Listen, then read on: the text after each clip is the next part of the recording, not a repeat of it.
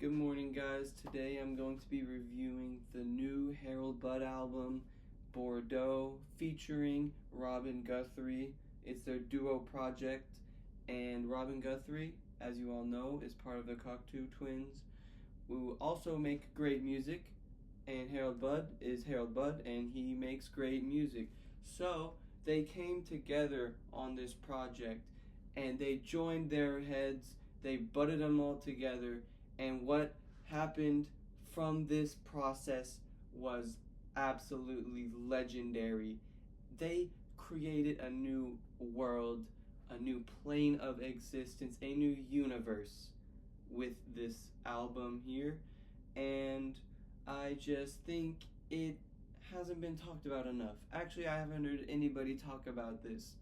Nobody talks about ambient music on my For You page. Now, maybe your For You page might be different, and that's why you're seeing this video, but for me, I don't see that. I just stumbled upon this album when I was scrolling through, no, fuck, it was just from the Spotify radio, because I normally listen to Ambient 2, and it, like, came on after that album finished, and I was like, yo, hold on a second, this might be even better than Ambient 2. And so far I think it is. Now let's get into detail on why I think this is. Number one, the album cover. I genuinely think the album cover for any album plays a enormous role in how the music is felt, understood, and absorbed. If there's a whack ass album cover with like an AI generated explosion over some nice, calm ambient music, I'm going to hate that song no matter how it sounds. I'm going to be like, this album cover is so ugly and disgusting and horrendous that no matter what I hear, my brain will not accept it. Especially with something so cerebral and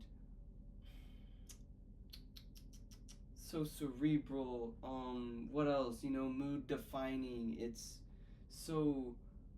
such something so atmospheric as this, where if we have an album cover that doesn't follow that atmosphere that's been sonically laid out for us as an audience, these two things are going to conflict in my head, and it will not be an enjoyable experience.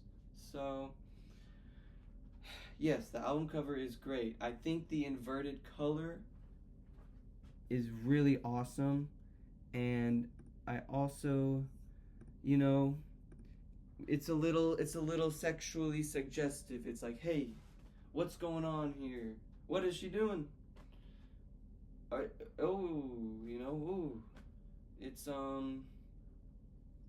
there's just something to be said about the action at hand of the subject and the color. Specifically the colors, it's so hazy. Due to the negative coloring of the cover, it flips the world on its head, literally. We're doing that with the colors. It's creating a new world from a photograph of a world we understand. And now we look at it, we don't understand it. I go to the music, and now that's gonna help me understand this cover. There's so much meaning to be gleaned from the album cover and the music when they are played together.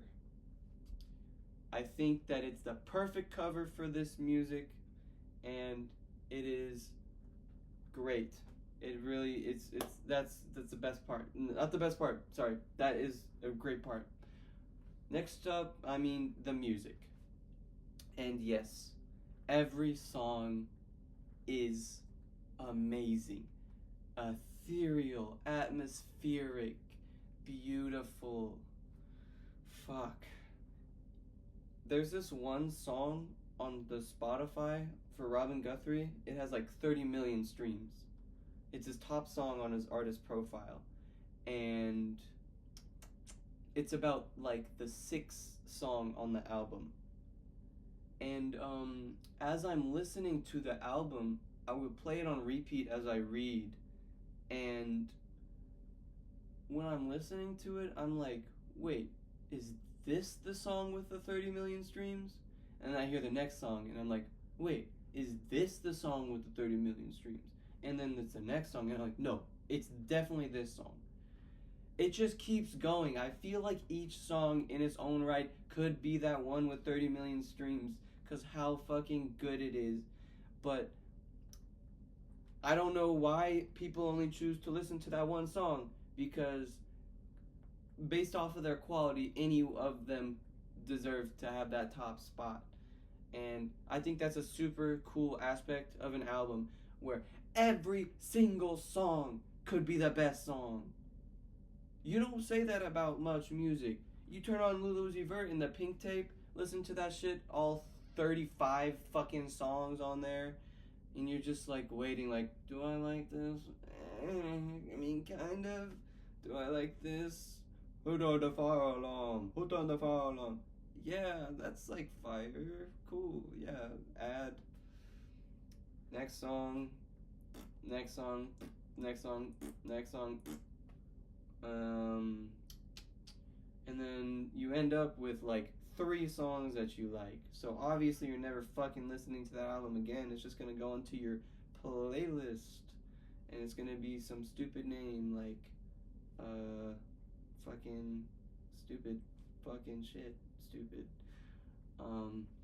So yeah, that's another reason why I really like this album. I could just literally play it on repeat, top to bottom, with no qualms. I did that as literally all I did today was read this one book and put Bordeaux on repeat. I probably heard that shit like 6 or 5 times. You thought I was gonna say 7, didn't you? No, 6 or 5 times. And yeah, it's I never once got bored of it. Actually, about at the 6th time I did. And I switched to the other collab album that Harold Budd has with Robin Guthrie. And I haven't finished it yet, but it's looking pretty fucking good. And the album cover for that looks pretty fucking good. Anyways, what else are we talking about? Let's get into the word ethereal. Because when I call this album ethereal, I truly mean that. And when most people say things that are ethereal these days, it's just a buzzword. They throw it out wherever. There's just, oh, I heard a fucking echo. Oh, this is definitely ethereal, bro. This is so ethereal. There was an echo, and they sampled Emojin Heap and they turned up the reverb.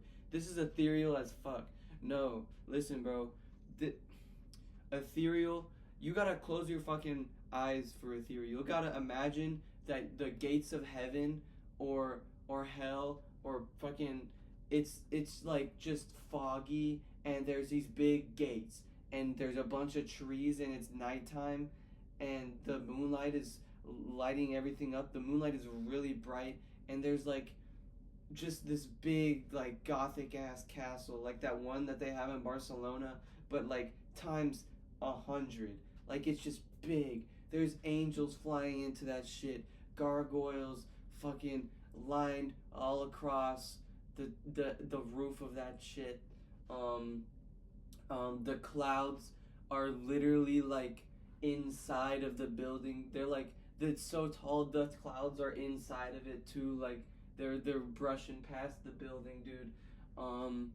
It's just vast. It's this different world. Okay? That's ethereal. That's atmosphere. That's cinema. Fuck. Bro. I'm serious about this shit, man. This is good ass music. Album of the year. If I was in 2011, this is my album of the year. Sadly, in 2011, I was 6 years old and didn't know who Harold Budd was. But it's my album of the year right now. In this moment, it's my album of the year. So yeah. What else do I have to say? Every song is fucking good. Um, the way that the slow piano mixed with just these, like, they're these pads. I don't know what you call them, but they're these just humongous sounds that wash over your body like holy water, and they just shift pitch. They shift the chords every now and then sometimes these stars will twinkle above and pierce through the waves, and they'll be like, and you look up at the stars and you make a wish because of how fucking beautiful they look up there, and you're just like, please come back, please, I want to see your shooting stars again, I want to see you, but they're gone. They're just there for that one song, never to be back again. And you're like, shit. I still love it here though. I saw that, I love that, but I'm here now and I'm still loving it. So like, McDonald's needs to take some notes, because I'll go into McDonald's and probably the only thing I'll get is like a McFlurry that I would say I'm loving it. Any of the other things, I'm not loving it. So in that aspect, I feel like Bordeaux is more doing what McDonald's wishes it could do. It's doing McDonald's job at a better, higher level. So honestly, McDonald's needs to take notes. I think I've covered most of it. Oh, no. Let me go into more about what this album should be used for. Listen, this is an atmospheric ambient album. It's great. The process of listening to it elevates anything you do. It's so it's not asking you to participate. You don't hear words. Your brain isn't automatically sorting out that language and spitting it into your brain as meaning. There's none of that. It's just vibes. And those vibes allow you to go into life, and whatever you do will feel awesome. You're reading a book, okay? Boom. It's silent. That's okay. Reading books in silence is cool. But then maybe you get bored of the silence. It gets a little tiring, because you still want to read this book, but there's just a little bit of tiringness nagging at you. Put this shit on, boom, you're reading that book. Now not only are you reading that book, but you're in a fucking new world. You're probably already in no different world, but now there's this music, and it's taking you there. It's like the fucking Nimbus cloud that Goku rides. You're riding that Nimbus cloud all the way down to wherever the fuck you're reading. I was reading, Do Androids Dream of Robotic Sheep? The album, it was a book that Blade Runner was based off of. It was the book Blade Runner was based off of. Made in like 1959. And at first, I tried listening to the Blade Runner soundtrack. The one with Han Solo. But when I put it on, bro, why are there words from the movie in the soundtrack, bro? That fucking pissed me off so bad. I am trying to listen to a movie soundtrack, not the fucking movie, dog. So anyways, first of all, that part really pissed me off, because I was listening to the top song too. This is the one that everyone on Spotify is going to listen to first. But anyways, whatever. I skipped 2 minutes in. Okay, this is a 6-minute song. The rest of it no more words. These synthesizers are piercing my ears, bro. They're stabbing me in the brain. I feel my brain bleeding with the needles of the fucking song, dude. Way too harsh. How are you gonna set an atmosphere like that when you're just berating all of my fucking auditory glands? It's just not gonna work. I was listening to it for probably 2 minutes, and every single word I was trying to read from the Blade Runner book would not fully register into my brain. I felt like I had to reread every single word, every paragraph, because it just wasn't sticking, because I was too busy trying to fucking get these needles out of my goddamn skull. Shit.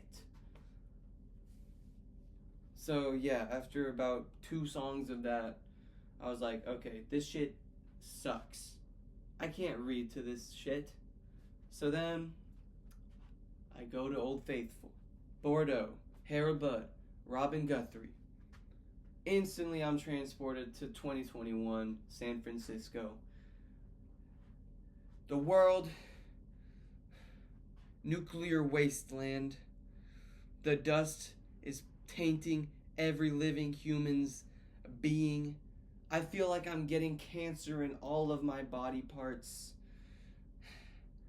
And yeah, I'm there. The words registered so smoothly into my brain, bro. I was reading for like 5 hours uninterrupted. The album played back to back to back to back to back. I was just going. I didn't even know where the hell I was. I was not in this room. I was in San Francisco, dude. In large part due to this ambience album's atmospheric qualities.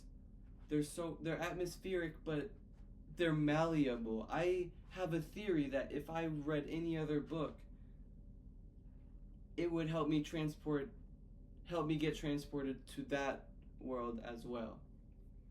And that's why I think this album is beautiful. I'd give it a 10 if I was Anthony Fantano, but I am me, and I'm wearing a Salvador A shirt, and what I mean by that is I'll give it 2 thumbs up, or possibly even a pineapple. No, blueberry. So yeah, thank you for watching. I'm gonna finish the book now. I probably have like 20 pages left.